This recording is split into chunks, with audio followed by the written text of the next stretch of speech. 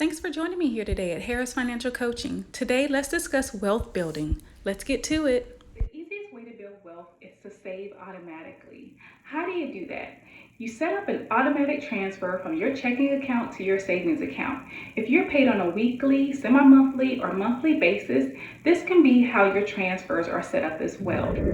This way, you don't forget to make that transfer into your savings account. Also, when you get an increase from your employer, think about changing your transfer to adjust and putting that money into your savings account instead of letting it sit in your checking account.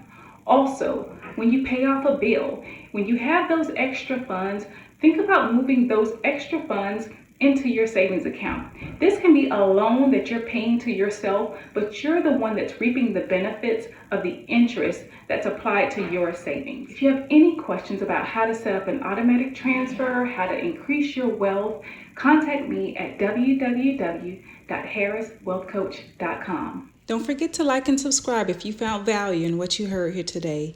And until next time, thank you for joining me.